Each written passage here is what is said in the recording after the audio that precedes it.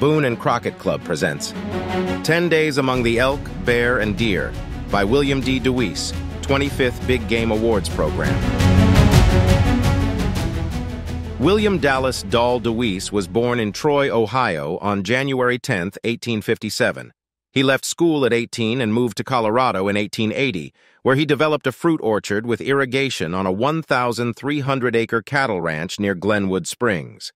His legacy is rich, but much too long and involved to get into now. Dall was also a hunter, an interest that took him on expeditions beyond the borders of Colorado. His most notable journey was to Alaska in 1897, where he ventured into the Kenai Peninsula wilderness in search of a rumored giant moose. This expedition culminated in the taking of a trophy moose that drew significant attention and is now on display at the Royal Gorge Museum and History Center in Cannon City. Everything in this story tells a tale, whether it's the hunting slang of the day, the things they saw, or what common thoughts and acceptable practices were in that era. The year 1888 was amidst the infancy of conservation. The roots of the Boone and Crockett Club, North America's oldest conservation organization, had been planted only 1 year previous. Game laws were noticeably absent, as were general public concerns for the future of our wildlife populations and welfare. Very few people in that era thought about fair chase or ethics in the field. Those concepts were all but non-existent. Hunting was a simple act, reduced to possession, cook, and eat. The fact that Dall DeWeese even took the time to write of his adventure is amazing in itself. It also shows, however, that even in that day, people had an appreciation for wild things and places. There are also references in this story that show evidence of the beginnings of people's changing views. At points in the story, he references the fact that they waited for a clear shot, as to not wound cows and calves. He also mentions, "We saw dozens of fine fat deer at close range but killed none, as we were not out to see how much game we could slaughter and let lay in the mountains, as is too often done." This exact sentiment is one of the founding principles of why the Boone and Crockett Club was established, as well as North American wildlife management as a whole. Some of the content of this story would be, by today's standards, unethical and irresponsible. Back then, it was not only acceptable, it was commonplace. We have chosen not to sanitize the story, nor correct the grammar. This story is an education, as well as a glimpse into past realities. It also shows that even in 1888, there was a true romanticism of wild places. The original words and language leave these pages authentic. Dall DeWeese's story appeared in the Cannon City Clipper on October 31, 1888. Successful Hunters, 10 Days Among the Elk, Bear, and Deer. A former tip boy's successful hunt after big game in the Rockies. Camp Bighorns, Colorado, September 1888. Messrs. Bowman, Clark Brothers, Williamson, Hoover, and Huber. My dear Nimrods, your letters were received in due time stating that it was impossible for you to join me this fall in an elk hunt in the Rocky Mountains. I regretted much to receive this word and think you tenderfeet will regret sending it after reading of our grand time. Mr. J.E. Brown, Mr. LeFranc, County Treasurer, both old-timers here, and myself, took train September 3rd, crossed the Rockies to the mouth of Eagle River, where I had saddle horses and pack animals, jacks, awaiting us.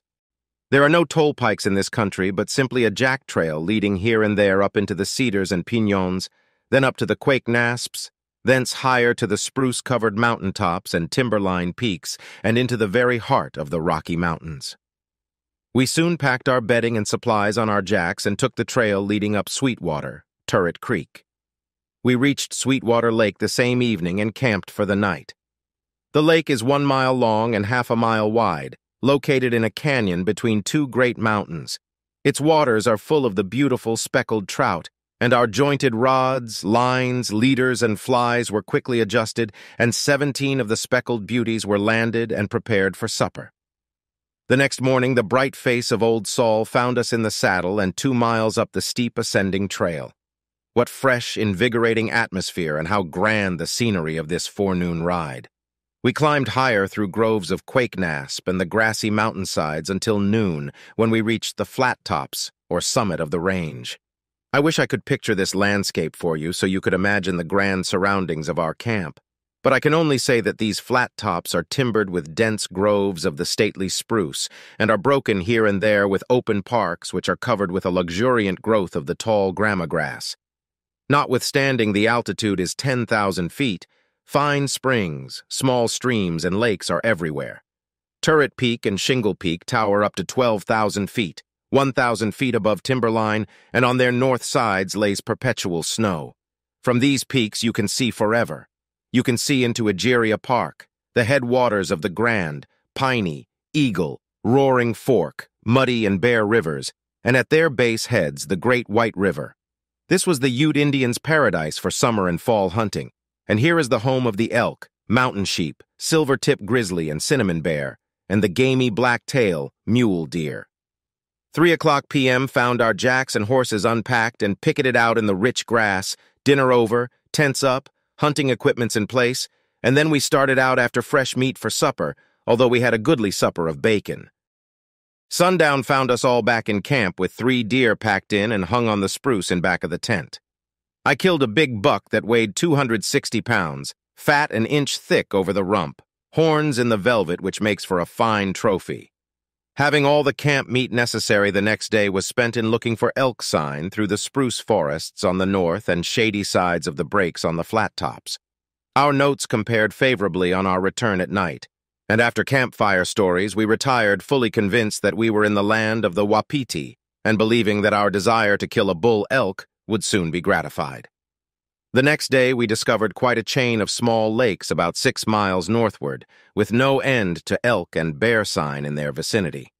We saw dozens of fine, fat deer at close range, but killed none, as we were not out to see how much game we could slaughter and let lay in the mountains, as is too often done. We returned to camp early that day, boned our meat, salted it down in the hides under the spruce trees where the sun never shines, and covered it up with boughs. Then we folded our bedding, packed some supplies on our jacks, saddled our horses, and made a branch camp at one of the newly discovered lakes by 8 o'clock the same evening. After we had retired, we heard a bull elk bugle, probably a half-mile distant, and he came nearer and nearer until he was within 200 yards of the camp. Here he bugled and repeated, striking every note in the staff in a loud, clear, shrill, whistling tone that echoed from park to woodland. It was indeed a grand serenade, but we were so eager for a crack at his elkship that we did not await its conclusion. Hastily kicking aside the blankets, we hurriedly dressed and tried to steal a march on him. There being no moon, it was quite dark, and we stole along the edge of the spruce near the open park that he was crossing. We could hear him coming, and down we crouched near a clump of willows. All was still as death, save the rustle of the tall grass at his feet, and occasionally a musical bugle. But he was going at right angles from us and passed within 80 yards, close enough to hear him breathe. But alas, we could not make out the outline of his darned old carcass, and he gained the shelter of the spruce and bugled again. I tired to answer him, but my bugle was evidently a sad failure, or else he heard one from a more congenial mate, for he bugled us a loud goodbye or some other evening that grew fainter and fainter, and shivering with cold we crept back to bed muttering an emphatic good night to bull elks. In the morning we were out early, and all keeping together we followed along a high ridge near the lakes. Fresh sign was seen on all favorable ground, and we kept a sharp lookout. Presently the splashing of water near at hand attracted our attention, and looking down we discovered a band of elk in a little lake just beyond a grove of spruce. The wind was against us, and silently we stole around to the opposite edge of the timber. Here a grand sight met our eyes. A band of 40 elk, all cows and calves except one fair-sized bull. Some were in the water and others were in an open park. The distance was 300 yards and it was impossible to get a shot at the bull to kill. However, we chanced it, and taking care not to hit the cows and calves, we singled him out and fired together. Off they went like a flash under cover of the spruce, and we followed, finding blood on the trail. After following the trail half a mile, we concluded it was a flesh wound and returned to camp. Thinking we might have done better and feeling like shooting 8 or 10 deer we saw while coming back. Next morning, before sunup, we were off in different directions. At this season of the year, the elk are beginning to band together, the velvet has just shed from the antlers of the bulls, and the bark can frequently be seen off of spruce trees 8 feet from the ground where they have been rubbing their antlers. I made a long trip and struck the fresh trail of a band of elk, mostly bulls as the tracks were large. I followed the trail a mile or more somewhat toward camp and saw they were headed for a large body of spruce timber. As it was about noon and being close to camp, I concluded to go in, get something to eat, and then ride my horse over to the location of the elk and take my evening hunt. For 1 hour at sundown is worth the balance of the day in elk hunting. On reaching camp, I was joined by Mr. Brown, who asked if I had moved the jacks from where he had picketed them out in the morning. I had not, and went to the park where they should have been. Gone? Yes, gone. Our Rocky Mountain mockingbirds had broke camp and struck out for home, their pace doubtless accelerated by the scent of a gray silvertip.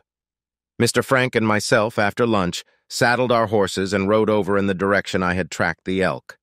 After going a mile, we rode out of the spruce on a point to look over the country. The sun was half an hour high, and the shadows of the spruce groves were stretching out over the parks.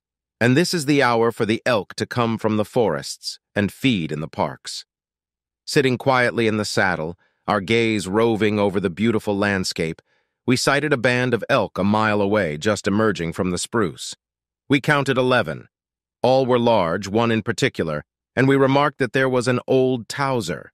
He stopped and looked square at us, then moved on. Now was our opportunity.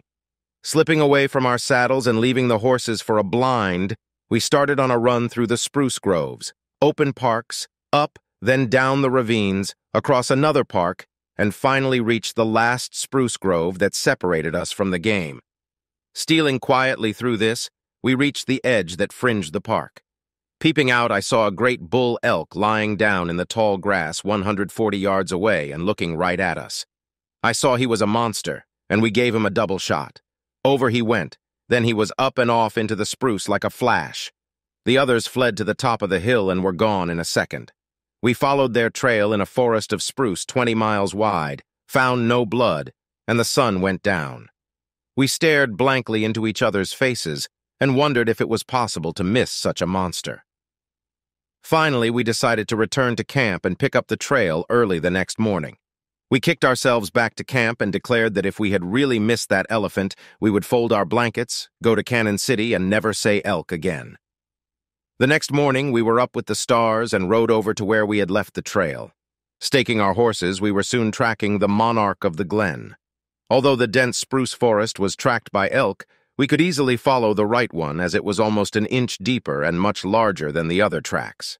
After tracking 200 yards, we saw that one of us had our brand on him, for occasionally we found a drop of blood.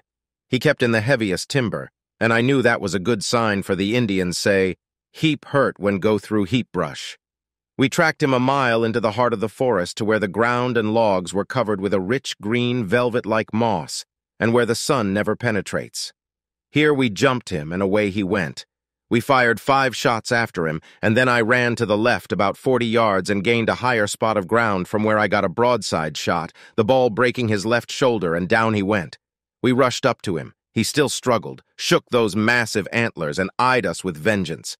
A merciful shot through the heart ended his career. We then gazed in astonishment at his gigantic size.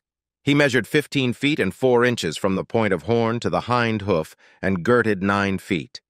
His antlers are the largest I ever saw. The beams are 6 feet long and are 5 feet between the points, having 9 perfect points on one beam and 8 on the other, hence the name of our camp, Big Horns.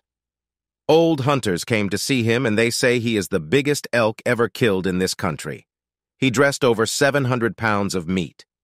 We found that one of us had hit him in the neck the evening before, and on cutting out the bullet, which was embedded in the neck bone, it proved to be a Winchester, and my comrade used a Sharps.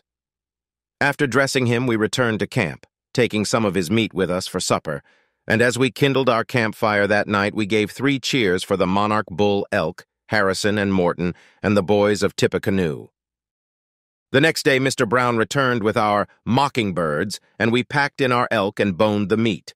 The next morning, we started to move camp again. Our animals were packed, and we were in the saddle at daylight. We struck a trail and had only gone half a mile when I caught a glimpse of 3 silver-tip bears on the opposite side of an open park we were just entering. Hastily notifying Mr. Brown, who was just behind me, we slipped out of our saddles and started for the game. I gained a bunch of willows between the bears and myself, and Mr. B kept to the right along the trees. I opened fire, and down went a bear. I advanced and continued firing to keep him down. Mr. B got into position and began shooting, while the other two bears slowly retreated up the hill, snarling and stopping occasionally to snap viciously at us. I expected them to come at us, for the one I had shot lay kicking on the ground and squalling terribly, and so I filled the magazine of my gun with cartridges as I ran, expecting a dozen more bears to appear at any moment. I am glad they did not, for I was out in the open park with no trees handy. Mr. Frank, who was some 300 yards behind us fixing his saddle when the rumpus started, came riding into the fight on the dead run, and the first shot from his old Sharps rifle hit a bear in the neck and silenced him forever. The other bear carried off our lead and escaped. I tell you, there was music in the air for a few minutes, the constant bang, bang, bang of our rifles, the snapping and squalling of the bears, the bray of our jacks as they rushed terror-stricken from the scene, and our shouts to each other to stand your ground and give 'em hell, made up a scene at once exhilaratingly exciting. But it was over in half the time it takes to write it. We came out without a scratch and got 2 bears out of the 3. Their robes are fine, and we will have them made into rugs to keep as mementos of a most thrilling experience. After a close search for an hour, we found our jacks huddled together with a part of their packs off and frightened nearly to death. We were soon on the move again and came down to our first camp, satisfied with our day's sport.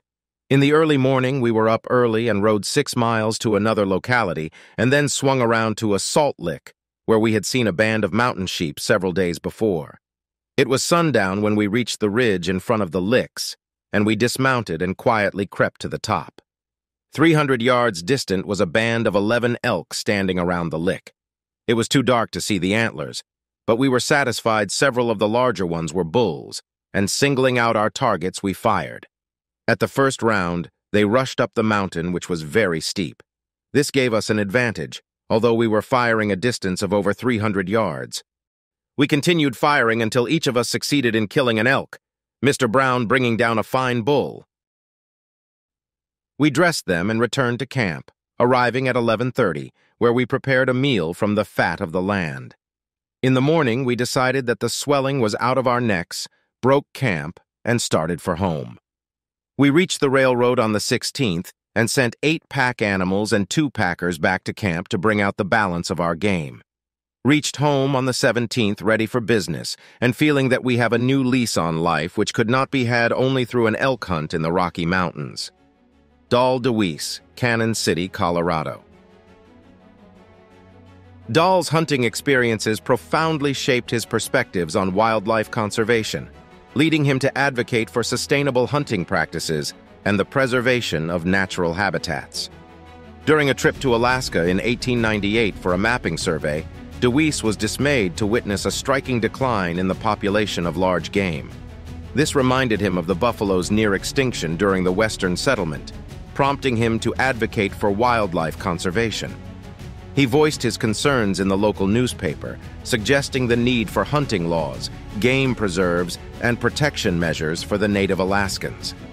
In 1901, his conservation efforts escalated when he made a direct appeal to President Theodore Roosevelt, a known advocate for wildlife conservation and one of the founding members of the Boone and Crockett Club.